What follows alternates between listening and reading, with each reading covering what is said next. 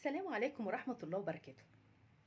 مين فينا معدش على موقف واخد كلمة كده وضايقته جدا، وقعد يقول لنفسه لما مشي بقى وخلص الموقف خالص: يا ريتني كنت رديت، يا ريتني قلت كذا. وقعد يفكر في الكلمة اللي ضايقته ونسي نفسه بقى خالص، ونسي ان الشخصية مثلا دي اللي قالت له الكلمة دي ممكن تطلع شخصية نرجسية.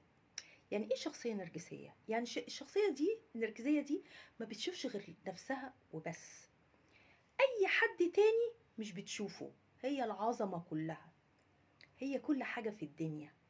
حتى لما يبقى في ناس شغالين معاه تيم وورك، هما الناس دي اللي بتعمل كل حاجة وهو قاعد بس كده بيتفرج، بيدي كلام من تحت لتحت. ما يشوفش حد ناجح غير لما لازم ينقده، ما يشوفش عمل كبير غير لما لازم يطلع فيه اي حاجة صغيرة. ليه؟ عشان يحس عنده نقص كبير، فهو لازم يطلع الكلام ده علشان يحس انه فوق الناس. طيب الشخصية دي بقى تتعاملي معاها ازاي؟ اولا الشخصية دي تطلعيها بره حياتك خالص، او حياتك ما تعرفهاش. ليه؟ طول ما انت بتتعامل معاه هيجيلك احباط احباط احباط. طب وبعدين هنعيش امتى؟ ما احناش جايين الدنيا دي علشان نتعامل مع ناس بالمنظر ده. تمام؟ اعتزل ما يؤذيك. محدش قال ان احنا نستحمل الناس دي في اسلوبها وكلامها. لا لا لا لا، ما نستحملهمش. في حاجات في الحياة كلها عموما اولويات: بيتك، شغلك، علاقاتك الاسرية.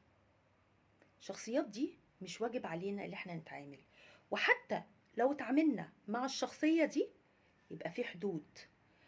بلاش كلمة مناهدة معاهم، حاضر وطيب، هزوا الراس كده بس. اما مناهدة هتضيع وقتك على الفاضي، مش هتاخد حاجة في الاخر. الكبرياء هتبقى واخدة الناس دي ومش بيعترفوا بغلطتهم. ليه؟ لان ده مرض يا جماعة، النرجسية دي مرض. فريحوا دماغكم، ولو انت مجبور اللي انت تتعامل مع الشخصيات دي قول حاضر وطيب بس وخلاص، وما تعملش حاجة. تمام؟ هو كده مجرد كده هيدي احساس لنفسه ان هو كده انتصر عليك، هو ده اللي هو عايزه بس. فقوله طيب وحاضر، يتجاهلوا تماما الشخصية دي لو انتوا تقدروا تتجاهلوها. باي باي.